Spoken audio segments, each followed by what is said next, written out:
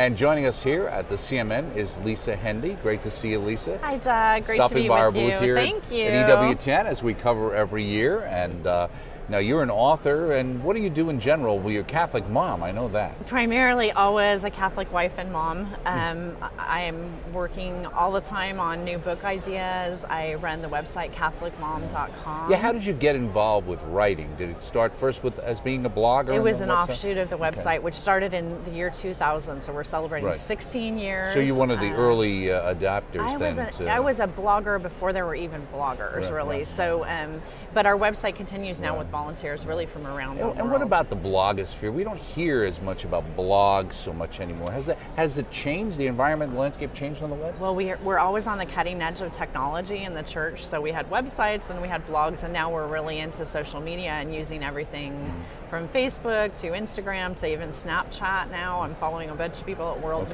Youth Day using Snapchat. So we're always using the latest trends. So we continue with the blog, but we evolve into new But spaces. you still use old technology like writing books here. Absolutely. And the first one I wanted to talk about is the Catholic Mom's Prayer Companion, a book of daily reflections. Now, you've got this along with Sarah A. Reinhardt. Who's Sarah?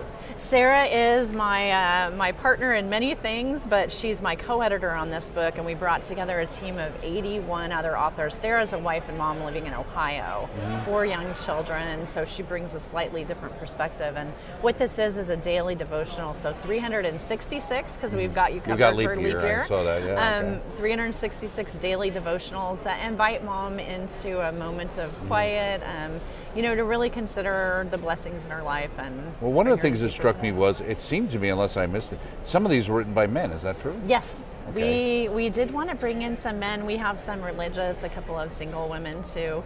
It's called the Catholic Mom's Prayer Companion, but every woman comes to her faith from a different perspective.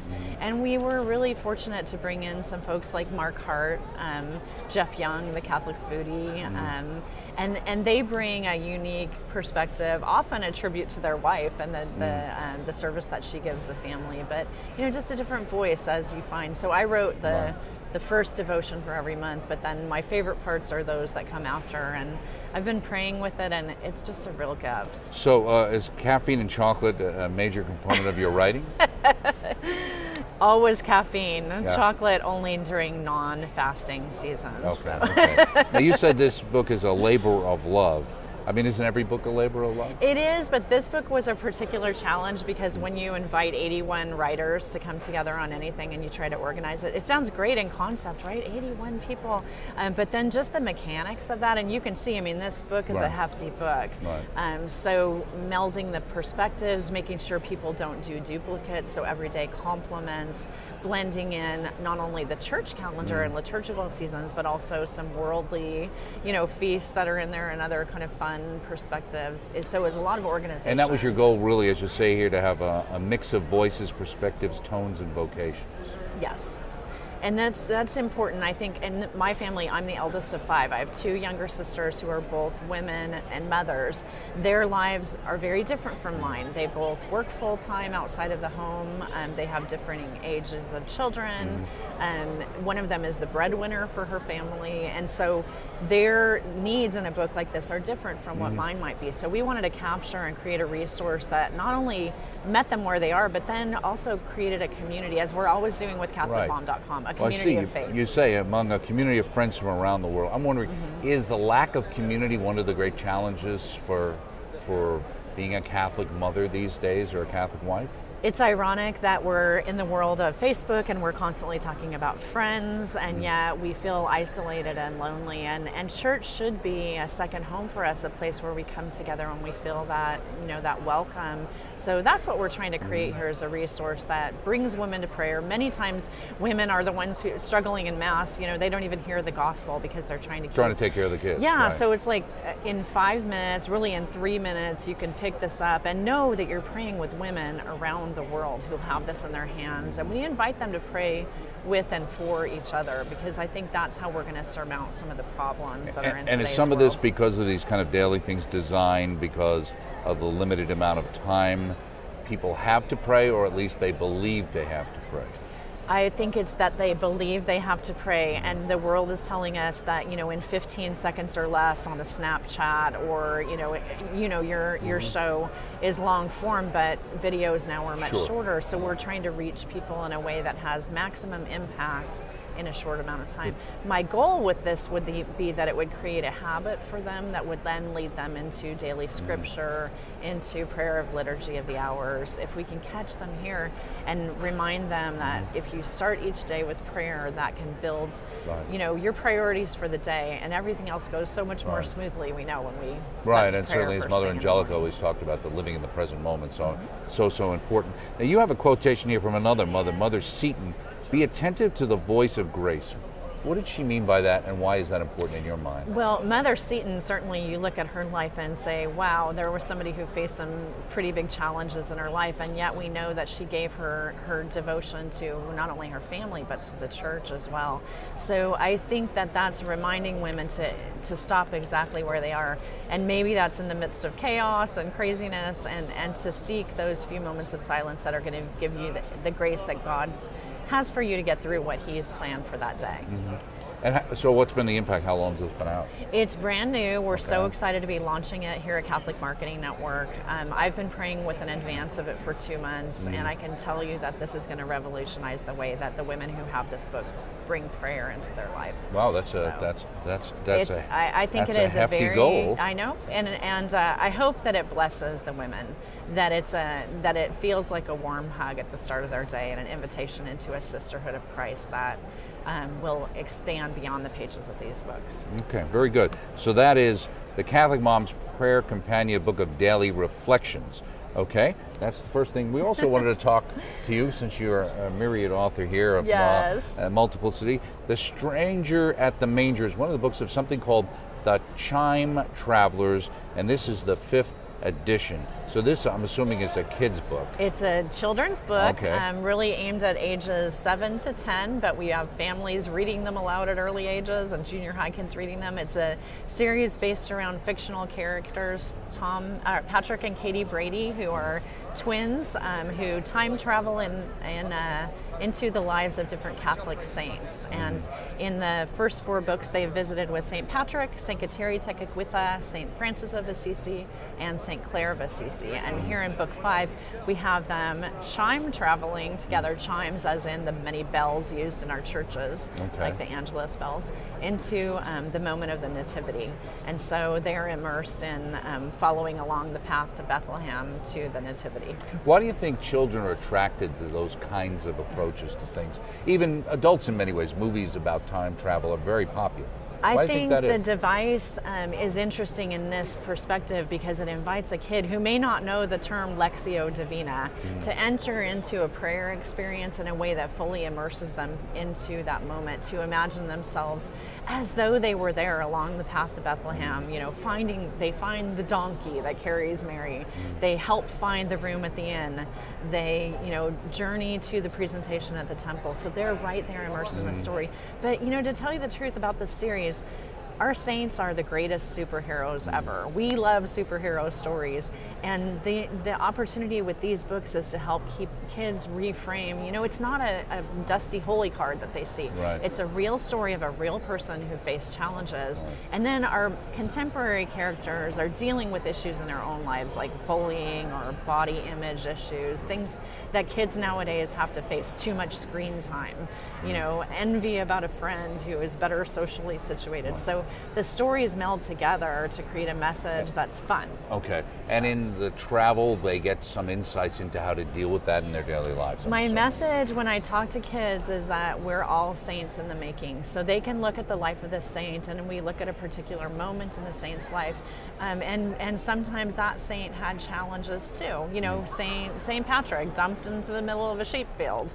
How did he sustain a prayer life in the midst of that, and find a conversion that led him to go on? But I think that the kids need to see that our church needs them, not in the future, but right now, that they're there to evangelize their families. And when I get a chance to go out and to meet with the kids that have read the books, it's so powerful to hear how they're you connecting. do that as part of your outreach? Yes. And I'm doing Skype visits to classrooms all over the country. Call me, it's free, teachers. I love to come in and talk about the saints and about the importance of reading and writing. And what do you find when you do talk to the kids, that their either reaction to the material or the fact of what they're interested in, and does anything surprise you? They're hilarious. First of all, they love the books and they notice every little detail. So we've tried to weave some little secrets in there for them. But then the thing that they want to know is, when is their saint going to be done in the series? They want to know, what were you thinking when you wrote this? They put the little pieces together, which as an author of fiction, you hope that they'll do that they'll make those connections with you. Without giving a hint as to what you may be focused on, for what's one of the ones or saints that have been the most popular people have asked about that you haven't dealt with yet? I always get, the kids always say their saint names, but there are some very popular ones. Many people want Saint Therese of Lisieux. Okay, that makes sense. And it's funny because when we did book number 4, which is St. Clare of Assisi, I said, I don't know, St. Clare is not that exciting. She pretty much just prayed all the time. Boy, was I wrong. She has a very I think Mother exciting Angelica story. had a different opinion of St. Clare. Okay, so actually in book number 4, there is a very wonderful cat, and her name is Angelica, after Mother Angelica. Okay, so, and I believe, Mother Angelica will be a future Chime Traveler story. Well, we know she's on the path to sainthood. So. St. John Paul II, yes, we have to do his story at some point. So. Well, let me ask you, because when you're going through things like this, like going back in time and dealing with people's lives, you have to be careful. You have to make sure you get it right. So do you have to do a lot of research for the stories? I do, definitely a ton of research. And it's important because, you've maybe seen that movie, The 10 Commandments. How many of us thought that was the real story because we saw the movie? So we really need to pay attention to the original source material. So in book number 5, close readings of the infancy narratives. So Moses didn't look like Charlton Heston, no? Okay. No, but I'm saying, we're forming ideas in our kids' minds, and so we want that to be accurate information, inspirational, but always true to the true source. Well, let me ask you, in the series you've got, The Strangers at the Manger is the latest one then, the number 5. Which has been the most popular one so far? I'd say definitely number 1, because most of the kids have read it, which is The Secret of the Shamrock about St. Patrick, and also number 2, The Sign of the Carved Cross about St. Kateri Tekakwitha. Okay, very good. So let's ask a couple questions very quickly just before we go. On another book, I don't know when you're spending all your time writing this stuff, The Family, the Church, and the Real World. What's this book about? This was a book that was done in anticipation of the World Meeting of Families. If you note, I wrote 1 chapter in this book. My portion of it really has to do with that idea of real world. What is it like in a real family to practice the faith? Our family is, we struggle, as many families do, but to try to give some pointers and perspectives for how to be domestic church in the And I'm assuming world. This is still relevant even though World Youth Day was last year. Okay. Absolutely. Okay, so people can look for that. And of course, the latest Chime Traveler, The Strangers at the Manger, and other ones upcoming, as well as your latest release, The Catholic Mom's Prayer Companion, a book of daily reflections, of course, available through the EWTN Religious Catalog. Thank you, Lisa, for stopping by here. Thanks for your at support. Bookmark. Oh, no problem. And it wouldn't be a CMN without a visit from our good friend, Donna Marie Cooper O'Boyle. Thank you, Doug. Who's a prolific writer, a good friend of the network, and has been on the network many, many times. Great to see you. Great to see you. So it's fun to stop by the CMN when we come here and, this is and my to get favorite. to see you on location, talk about your latest books. You always got something. This one is Feeding Your Family's Soul, a Dinner Table Spirituality, and it's published by Paraclete Press, of course. Okay, so you've written so many books that have to do with Mother Teresa, a relationship with that, and a lot of things to do with Catholic moms. Right. You did that mini-series for us, right? And you've done spots for us over the years as well. Right. So what is different about this? And is there something special now about food? There's a food network. We hear a lot more about eating together. How is that a Catholic thing? Well, oh boy, how much time do we have? Okay. Because a few minutes. I know. So food, we need to sit down at the table and eat it. Stop eating all the fast food and run around at night, go into all these places. Parents have to, exercise their authority a little bit and make some, set some parameters about, you know, times to eat. So we need to get the family back to the table if they've lost that art of eating together. And why not seize that opportunity while sitting at a table to teach the kids the faith, because a lot of parents feel like they don't have time.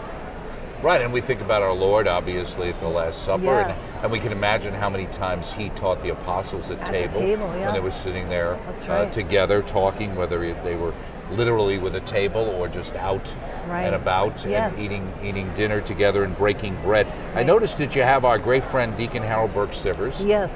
He put together the foreword here. He said, prayer is both the gift of grace and a response to God's invitation to covenant relationship in the family. Prayer allows families to walk humbly before God in the obedience of faith, to listen to the voice of God. So we all agree with prayer. How does Yes. prayer and that relate to getting together as a family to eat? Well, you need to establish that foundation of prayer in the family. First of all, you know, teach the kids how to pray. Foundation, he uses that and you talk about that a lot. Yeah, that went right over my head. Yeah, so foundation, it's so Right, important to teach the kids that prayer is a beautiful conversation with God. It's not regimented, it's not forced upon them. It should be as natural as breathing. So we want to teach them to develop their own prayer lives, come together as a family and pray together. Mother Teresa always said, you know, a family that prays together stays together, like from Father Peyton. Peyton said, you know, right, to sit, you know, to pray together and develop that foundation while they're young, because then later when they're out in that crazy world, everything's going to be thrown at them, and at least they have that foundation to hang on to, even if they veer off the path. Well, I'm wondering, I'm thinking about this in the terms, because he says feeding your family soul will help to create a joy-filled family spirituality flows from the marriage covenant. Now, one of the things in Marriage Encounter, Terry and I learned, was the idea of married singles. That you can be next to each other, Right. but on parallel paths, and you never really come together. Right. Well, it can have the same thing. Everybody can be sitting at the same dinner table, Right. but not connecting with each other, Exactly. especially in this age of social media. Right. Well, we don't want them to bring their phones to the table, the kids, or the parents. Texting each other, please pass me the salt, right? Right. You say the prayer this week. Okay. Yeah, exactly. Well, parents, you know, mom and dad, they have that sacramental bond through the covenant of marriage. So they should call upon the graces of their sacramental marriage too. That's powerful. So we Right. got a lot going on in that domestic church, raising those little saints to heaven. Right. Now, you grew up in a big family, right? Yep, 8 kids. Is that why family's important to you? Maybe that's why. You know, God made me in a family. I was the 7th of 8 children, and things were crazy in our family sometimes, but my mother always made sure we came and sat down at the table and ate dinner. You said, it's been my deep desire to write this book for families to encourage them to create their own special memories and form a beautiful tradition, not allowing the demands from the culture and relentless schedules to dictate to them what they should be doing instead of having dinner together. And I think there's been a lot of studies to show how important that is so many to studies. really a child growing up Right. in a healthy environment. Exactly. Even if you know, sitting down at a table together establishes so much in your child's life. You know, you talk about Mother Teresa, and you mention her, and there's a great picture of you. I don't know how old you were. Yeah, when well, you I was took pregnant. that I was picture. pregnant in that picture too. I made sure that it said that in the caption because, you know, Well, your hair looked a little different there, too. You know, during the pregnancy, it always used to get a Oh, little is that darker. what it was? Okay. Yeah. You said our very first conversation was all about the family. Mother Teresa told me that my children were very fortunate to live in a family. She was accustomed to picking up abandoned children out of dustbins. That was the first thing she talked to me about when I met her for the first time, was how important family is and how blessed my children, you know, were. And I said how blessed I was to have them. And how love begins at home. Yes, she was famous for saying love begins at home. Yeah. So don't think you have to run off and convert the whole world before converting your family, right? Right. And she also, it was interesting, you think about her working with the poorest of the poor, certainly in India, and being someone who I'm sure fasted and had self-denial, but she thought food was important too, because she said to you, with a sparkle in eye, you looked up to him and said to it, it was a priest who wanted to, Father Peter, that's what it was, tells the story, right? You won't be able to take care of the needs of those around you if you're not worried about your hungry stomach, if that's what you are worried about. Yes, exactly. Right. So she made the point of, you know, you have to take care of your body, you have to take care of yourself to serve our Lord. Right. You know, don't fast so much that you're not. And that goes not only for the food, but for spiritual life, etc. Exactly. If you don't have it and you don't have that spiritual energy, you you'll get run down. Nourish the faith in the children as the first and foremost educators. The parents are and the grandparents, so we need to nourish them. Right. You also point out that many parents today feel stretched beyond measure. They've allowed their kids' evening activities to take on a life of their own. Right. And the family dinners suffer. Even the idea that, some of the sports play on Sundays now and things like that, days like that, where it's gotten because of the old blue laws going away in a sense.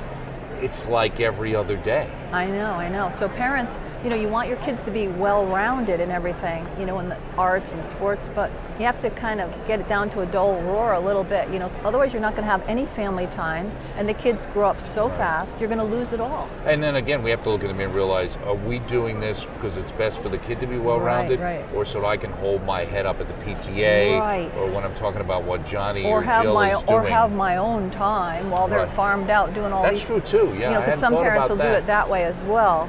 Because they need some peace and quiet, so let's have the kids get into all this stuff. So they're having all of these things. I'm sorry, I don't mean to sound judgmental. Well, I think everybody's different, and everybody has to, I guess, examine what their motivations are. Exactly. There's no blanket on anything that happens in life, And you talk about the idea of getting together, in a sense, as a family meal, being countercultural today. Something that 50 years ago was a natural it was just normal. State of affairs. Yeah, exactly. It was normal then, but now you've got to pull it back. You got to get the kids back to the table and make sure they're, communicating with the family instead of, like we said, on their devices or, running away to go watch television or play a game. So why do I have to roll up my sleeves to read this book? Well, you have to roll up your sleeves. That was just my way of saying, parents, are you ready? You want to roll up your sleeves? I'm giving you 53 lessons. You could do one, every week. So is that by weeks, basically? And the 53rd is an extra credit. Okay. I didn't want to leave out the angels, so I added an extra chapter. And it's everything's right there. It's very simple. Within 10 minutes time, you can get a faith lesson, reflection So questions. you would use this material in this book actually if you had dinner every night or on Sunday night or every one week, Sunday one day or a week whatever or day something, works, whatever night works. And everything is there. And there are even recipes in this book for food. And I would think also the idea is, even if you can't get everybody together every night, you should certainly at least make sure you say there's one night a week we definitely have to eat as a family. Exactly. And that's regardless kind of the sad schedules, if it's only one night a week. Right, but I mean these days. at least one, but try to get more than that. Right, and also, do you think part of it is also that parents don't expect their kids to do that? I know, yeah. And also because so much of the peer world is, there's so many broken families and things out there where their friends don't really have that experience. And the thing is, even with broken families, this could really serve a single mother or a single father. Right. But I just want to mention quickly, you reminded me of a young teen that came into my home one time, and I was putting the silverware on the table for lunch we were going to have, and she said, "Do you do that all the time?" And I said, "Oh, do what?" And she said, "I mean, you set the table and you're going to eat at the table, because at our house, I eat in front of the computer and my mom eats whenever she wants." Right. So I was praying, and right then I said a silent prayer, "Please, Lord, help to inspire this family to maybe come together at the table." And I think what's good too is for us to reflect, because sometimes we think we're being compassionate or being understanding, kind of saying, like you said, well, he doesn't really, he just should sit on the computer and do that, without realizing that a lot of children, though they don't say it, they appreciate that attention and the feeling like I'm important enough for you to make the time for us to be together. Yes, you know absolutely, what I mean? yes. And the thing you said to me, which I didn't think about, was how much it can be the parent themselves saying, well, this works for me better anyway, because then I can kind of do what I want to do, rather than having to feel obligated to engage my son in a conversation he probably doesn't want to have. Yeah, well, let's hope and pray. Let's pray for all those parents who feel that way, and pray for all the ones who are stretched beyond measure and don't know what to do. You know, just take that time and sit down and eat together. Right, and I think what's always good about your material is it's non-judgmental in the sense that do whatever you think you can do. And try to make Everybody's it work. in a different Exactly. situation. There are and what's broken really families bad if people try to do too much too quickly, because then we feel defeated, we lose faith, and then we just throw, oh, never mind, this is never going to work. And love begins at home. So just, don't worry about trying to convert the whole world. Just start at your dinner table. sit together, eat together, pray together. Well, because I think one of the questions our Lord's going to have for you is going to be, how did your kids do? Yeah, exactly. I mean, I gave them to you, right, to put them in your care. Right. We're supposed to raise that's those your little... primary responsibility. Exactly. Right? Exactly. That's why everything I do, Doug, is I'm trying to give the nourishment to the parents. So if they don't know what to do, they could say, hey, you know, let me use this. Let me get you some ideas. Maybe some work, some don't. Yeah. And again, you don't have to do everything. Right. You say, allow this book to be the rumbly stomach. Yeah. Is that like rumbly in your tumbly? In other words, from, I was saying Bear? that sometimes you might forget to eat. If we forget to eat, our stomach reminds us. Reminding you to feed your children's souls. Right, their souls. We need to feed their souls. And you also say here, but don't forget to have fun with it too. Right. You don't have to follow in sort of order. Yeah, whatever you want to do. It's there, you know, pick it up, use it. If you don't get to it, don't beat yourself up, but pick it up when you get a chance. Right, don't make it an oppressive thing. Yeah, exactly. Make it fun. Let the kids help with setting the table, doing a recipe, you know, reading the prayer out loud, that kind of thing. Right. And it really would bring the family together. Okay, so very good. Besides feeding your family soul, you always have a book you're working on, so anything you can tell us? Well, should I tell you?